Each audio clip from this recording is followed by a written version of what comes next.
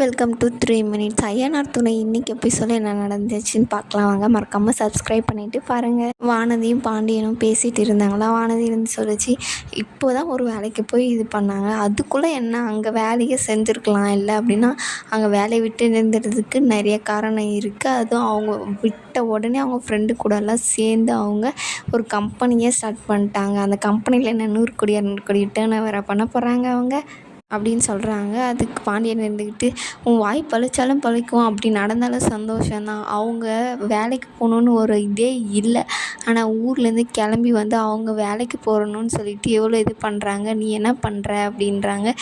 எப்பயுமே ஏன் பாண்டியா நீ அவங்களுக்கே சப்போர்ட் பண்ணுற அப்படின்றாங்க. நீயும் நாளைக்கு அந்த வீட்டில் தான் வந்து வாழ போகிற, எனக்கு இப்போவே இதாக இருக்குது, நீ எப்படி அவங்க கூட ஒன்றா இருக்க போகிற அப்படின்னு கேட்குறாங்க. அதுக்கு வானதி இருந்துக்கிட்டு, அது என்னமோ போ, எல்லாம் அவங்களுக்கே சப்போர்ட் பண்ணுங்க அப்படின்னோடனே பாண்டியன் இருந்துட்டு, இப்போது நீயும் காலேஜ் முடிக்க போகிற, அடுத்தது என்ன பண்ண போகிற, காலேஜ் முடிச்சுட்டு உடனே வந்து இங்கே இருக்க போகிற, அதுக்கப்புறம் ஃப்ரெண்டு கூட போய் ஊர் சுற்றிக்கிட்டு இருக்க, உன்னோட அடுத்த என்ன நோக்கணும் உனக்கு எதுனா ஒன்று இருக்கா, உன்னோட ஆம்பிஷன் என்ன பண்ண போகிறேன்னு இருக்கா அப்படின்னு சொல்லிட்டு சொன்னோன்னே, நானும் பண்ணுவேன், எனக்கும் இருக்குது, நானும் பண்ணுவேன் அப்படின்னு சொல்கிறாங்க. வானதியின் கோவம் வந்து எழுந்து போகும்போது, பார்த்து அதான் சாதிக்க போகிறேன்னு நானும் பார்க்குறேன் வானதி அப்படின்னு சொல்லிட்டு அவங்க காமெடியாக பேசி அமுச்சு வச்சுறாங்க. ஆனால் வானதி கோவமாக வீட்டுக்கு கிளம்பி போயிடுது. அந்த பக்கம் நம்ம சோழனும் நிலாவும் வெளியே வந்தாங்க இல்லையா. அவங்க வந்தவொடனே ஒரு கடையில் நிறுத்தி பூ வாங்கி தராங்க. அதுக்கு நிலா கிட்ட கொடுக்கும்போது, இந்தாங்க நீங்களே வச்சு விடுங்க அப்படின்னு சொன்னோடனே சோழனுக்கு செம்ம ஹாப்பி, அவங்களே வச்சு விடுறாங்க. அதுக்கப்புறம் வண்டியில் போகும்போது, இந்த பக்கம் கோயிலுக்கு, இந்த பக்கம் தானே கோயிலுக்கு போகணும், நீங்கள் ஏன் நேராக போகிறீங்க அப்படின்னா, கோயிலுக்கெல்லாம் நம்ம போகும்போது வந்து வெளியே நின்று சாமி கும்பிட்டு போகலாம் வா அப்படின்றாங்க. ஆனால் அண்ணங்கிட்ட அதை தானே சொல்லிட்டு வந்தோம், அண்ணங்கிட்ட சொல்கிறதெல்லாம் என்ன, அண்ணன் கோயிலுக்கு போய் சாமி தான் கும்பிட சொல்லிச்சு, உள்ளே போக சொல்லலைல்ல அப்படின்னு சொல்கிறாங்க. நல்லா தான் பேசுகிறீங்க அப்படின்னு சொல்லிட்டு, உனக்கு வேறு எங்கேயாச்சும் போகணுமா சொல்லு, கல்யாணம் கோயிலில் தானே நடந்துச்சு, சாமி மறுபடியும் நம்மளவே பார்த்தா சாமிக்கு ஒரு மாதிரி போர் அடிக்கும், வேணாம் விடு, நம்ம வேறு எங்கேயாச்சும் போகலாம், நீ சொல்லு, பீச்சு போகலாமா பார்க்கு போகலாமா அப்படின்னு கேட்குறாங்க. இல்லை வேண்டாம், எனக்கு ஐஸ்கிரீம் சாப்பிட்ணும் போல் இருக்குது, நம்ம அங்கே போவோம் அப்படின்னு சொல்லிட்டு ஐஸ்கிரீம் கடைக்கு கூட்டிகிட்டு போய் 2 பேருமே ஒரு குல்ஃபி வாங்கி நின்று சாப்பிட்றாங்க.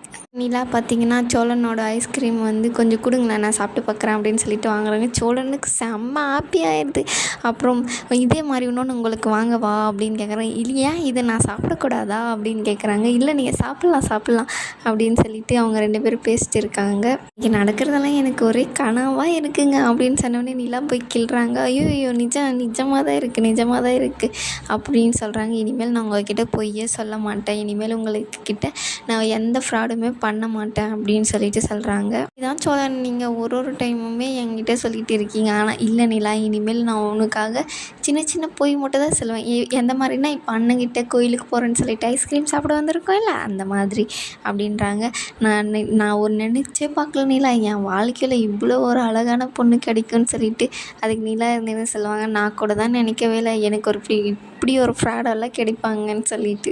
அந்த மாதிரிலாம் நான் பண்ண மாட்டேன், இனிமேல் நான் நல்ல பையனாக இருக்கேன் அப்படின்னு சொல்லிட்டு சொல்கிறாங்க. அந்த பக்கம் பார்த்திங்கன்னா, ரூமில் ஏசியெல்லாம் நல்லா வேலை செய்தான் அப்படின்னு சொல்லிட்டு சேரனை வந்து பார்த்துட்டு இருப்பாங்க. அப்போது கரெக்டாக பாண்டியனும் பல்லவனும் உள்ளே வந்து பூவெல்லாம் வாங்கிட்டு வந்து வைப்பாங்க. அதுக்கு இது ஏசி நல்லா ஓடுதா அப்படின்னு கேட்குறாங்க. ஐயோ அண்ணன் வெளியே போய் உள்ளே வந்து பாரு எவ்வளோ சில்லுன்னு இருக்குன்னு தெரியும் அப்படின்றாங்க. உடனே சரி நான் டெக்கரேஷன் பண்ணேன், பல்லவா நீ வெளியே போ, அவன் பார்த்துப்பான், அண்ணன் என்னை சின்ன பையனாக ட்ரீட் பண்ணாதேண்ணே, நானும் அண்ணனுக்கு ஹெல்ப் பண்ணுறேன் அப்படின்னு சொல்லிட்டு அந்த பூவெல்லாம் ஹார்ட் ஷேப்பில் போடலாம், இந்த மாதிரி போடலாம் அப்படின்னு சொல்லிட்டு பல்லவன் வந்து ஒன்றா சொல்லிகிட்டே இருப்பாங்க. அண்ணன் மட்டும் இனிமேல் ஏசியில் தூங்க போது இல்லை, நம்மளும் ஒரு ஹாலில் ஒன்று மாட்டிடுவோண்ணே அப்படின்னு பல்லவன் வந்து பாண்டியன்கிட்ட சொல்லுவாங்க. அதுக்கு பாண்டியன் இருந்துக்கிட்டு, நைட்டு பார்ப்போண்டா, அவனும் எப்படி நம்ம கூட தான் தூங்க வரும் அப்படின்னு சொல்லிட்டு காமெடியாக பேசிகிட்டு இருக்காங்க. இதோடு இந்த எபிசோடு முடியுது.